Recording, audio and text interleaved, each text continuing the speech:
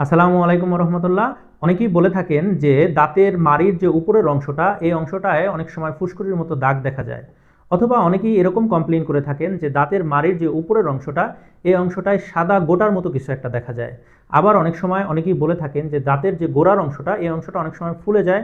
এবং ফোলা অংশটা যদি প্রেশার ক্রিয়েট করা হয় তাহলে দেখা যায় ওই অংশটা থেকে পাস বা পুজ বের হয়ে আসে।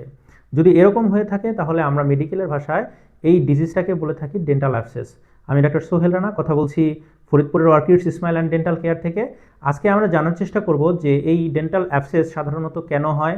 এবং এই ডেন্টাল অ্যাবসেস সাধারণত পেশেন্ট বাসায় থাকা অবস্থায় কিভাবে দেখে বুঝতে পারবেন যে তিনি ডেন্টাল অ্যাবসেসে আক্রান্ত হয়েছেন, এবং পাশাপাশি এটা জানার চেষ্টা করব এই ডেন্টাল অ্যাবসেস থেকে তিনি কিভাবে পরিত্রাণ পেতে পারেন, এবং আমাদের সাধারণত স্বাস্থ্য ব্যবস্থায় এটার কী কী চিকিৎসা রয়েছে। প্রথমে বলে রাখি যে যদি একটা পেশেন্ট সাধারণত বুঝতে চায় যে তার ডেন্টাল অ্যাবসেস হয়েছে কিনা, তাহলে সে কয়েকটা সাইন সিমটম দেখতে পারবে। প্রথমত হচ্ছে তার দাঁতের গোড়ার যে মাড়ির অংশটা এই অংশটা তিনি ফোলা দেখতে পারবেন, অথবা এই ফোলাটা যদি উপরের চলে হয়, দেখা যায় যদি আনট্রিটেড থাকে তাহলে একটা সময় গিয়ে ফোলাটা চোখের নিচের অংশ পর্যন্ত ফুলে যেতে পারে। আবার অনেক সময় দেখা যায় যদি নিচের দাঁতে হয় এবং এই অ্যাবসেসটা যদি সাধারণত আনট্রিটেড থাকে, তাহলে এই দাঁতের যে গোড়ার অংশটা এই অংশটা থেকে ইনফেকশনটা ছড়িয়ে গিয়ে সাধারণত আমাদের যে ফেসের বিভিন্ন অংশটা নিচের অংশটা গালের দিকে ছড়িয়ে যেতে পারে। এছাড়াও যদি দেখা যায় যে সাধারণত যখন এই ডিজিজটা শুরু হয় তখন একটা লম্বা সময় পর্যন্ত এটা দেখা যায় তীব্র ব্যথা থাকে, এবং স্পেশালি শিশুদের ক্ষেত্রে দেখা যায় এই ইনফেকশনের কারণে এবং এই ব্যথার কারণে অনেক সময় দেখা যায় গায়ে জ্বর চলে আসে। তো যদি এই সাইন সিমটমসগুলো সাধারণত থাকে এবং অনেক সময় প্রেশার ক্রিয়েট করলে বা প্রেশার ক্রিয়েট না করলেও অনেক সময় যদি দেখা যায় যে ওই অংশটা থেকে পুজ বের হয়ে আসছে, তাহলে বুঝে নিতে হবে যে এটা one kind of dental abscess. তো সাধারণত আমরা এখন জানার চেষ্টা করব যে ডেন্টাল অ্যাবসেস সাধারণত কেন হয়। ডেন্টাল অ্যাবসেসের যদি প্রথম কারণ হিসেবে ধরা হয় তাহলে সেটা হচ্ছে ডেন্টাল ক্যারিজ। দেখা যায় যে আমরা অনেক সময়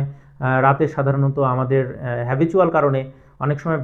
ব্রাশ করাটা মিস হয়, এবং দেখা যায় ব্রাশ মিস হওয়ার কারণে আমাদের যে দাঁতের গায়ে ফুড ডেব্রিস লেগে থাকে, এবং সারা রাত ধরে ব্যাকটেরিয়া ওই ফুড ডেব্রিসটা সাধারণত খাবার হিসেবে গ্রহণ করে এবং একটা অ্যাসিড প্রডিউস করে, যার কারণে ওই দাঁতটা আস্তে আস্তে স্লোলি প্রোগ্রেসিভ ডিজিজ বলা হয় এটাকে, যে একটা ডেন্টাল ক্যারিজ ডেভেলপ করে। তো এই ক্যারিজটা বা যে টুথ ডিকেটা এটা যদি আনট্রিটেড থাকে তাহলে দেখা যায় যে এই ক্যারিজ থেকে একটা সময় দাঁতের ভেতরে যে পাল্প বা ব্লাড ভেসেলস থাকে ওই ব্লাড ভেসেলে ইনফেকশনটা ছড়িয়ে পড়ে, এবং তখনও যদি সাধারণত চিকিৎসাটা না নেওয়া হয় এই ইনফেকশনটা আস্তে আস্তে দাঁতের যে গোড়ার অংশটা এই গোড়ার অংশটায় ছড়িয়ে পড়ে, এবং একটা সময় ওই দাঁতের গোড়া থেকে দেখা যায় আমাদের জিঞ্জাভা ভেদ করে পাঁচটা বাইরে বের হয়ে আসার চেষ্টা করে। তখন সাধারণত আমরা দেখতে পাই যে মাড়ির অংশটা ফুলে গেছে, এবং ওই ফোলা অংশটা যদি প্রেশার ক্রিয়েট করা হয় ওই জায়গায় থেকে পাস বের হয়ে আসে। এছাড়াও আরও অল্প কিছু কারণ রয়েছে যে কারণে সাধারণত এই ডেন্টাল অ্যাবসেস হতে পারে। অনেক সময় দেখা যায় পেশেন্ট এরকম কমপ্লেন করে থাকে যে আমার একটা হিস্ট্রি এরকম আছে যে 4 থেকে 5 বছর আগে বা 2 থেকে 3 বছর আগে অথবা একটা সাডেন টাইম আগে দেখা যায় যে তার একটা ট্রমার হিস্ট্রি ছিল বা আঘাত পাওয়ার একটা হিস্ট্রি ছিল, ফেসের কোনো একটা অংশে বা দাঁতের কোনো একটা অংশে আঘাতের হিস্ট্রি ছিল। তো দেখা যায় এই ডেন্টাল ট্রমার কারণে একটা সময় পরে গিয়ে দাঁতের গোড়ায় ইনফেকশন সৃষ্টি হয়, এবং ওই ইনফেকশন থেকে আস্তে আস্তে একটা সময় ডেন্টাল অ্যাবসেস তৈরি হতে পারে। এছাড়াও দেখা যায় আমাদের কিছু ব্যাড হ্যাবিট রয়েছে, যেমন লাইক আমরা যদি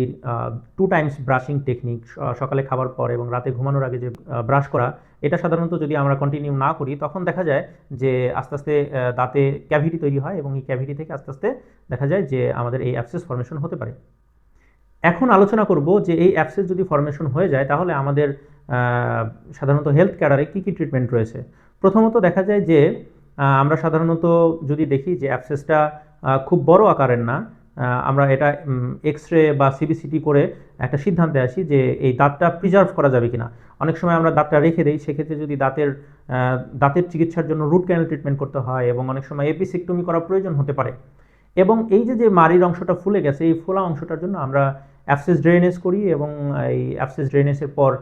অ্যান্টিবায়োটিক কভারেজ এবং অন্যান্য মেডিসিন কভারেজ সাধারণত দিয়ে থাকি। অনেক সময় দেখা যায় যে ইনফেকশনটা এত বড় আকারে ছড়িয়ে পড়েছে যে এই দাঁতটা আর রাখা সম্ভব হয় না, তখন আমরা দাঁতটা এক্সট্রাকশন করি, এবং এক্সট্রাকশন করার পর ওই যে অ্যাবসেসটা ড্রেনেজ করে দিই। অ্যাবসেসটা ড্রেনেজ করার পর যদি যে মেডিসিনগুলো কন্টিনিউ করলে দেখা যায় যে ওই জায়গাটা আস্তে আস্তে হিলিং হয়ে যায়, এবং পরবর্তীতে পেশেন্ট যদি চায় যে ওই যে ফাঁকা অংশটা যে জায়গাটা সাধারণত দাঁত তুলে ফেলা হয়েছে বা এক্সট্রাকশন করা হয়েছে ওই অংশটায় সে ডেন্টাল ব্রিজ বা হচ্ছে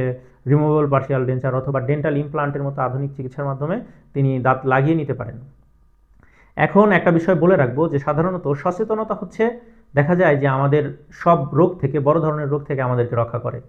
এই ডেন্টাল অ্যাবসেসটা যদি সাধারণত আমরা ট্রিটমেন্ট না করি তাহলে দেখা যায় একটা সময় সেলুলাইটিসের মতো বা লার্ডুইং এনজাইনার মতো ভয়াবহ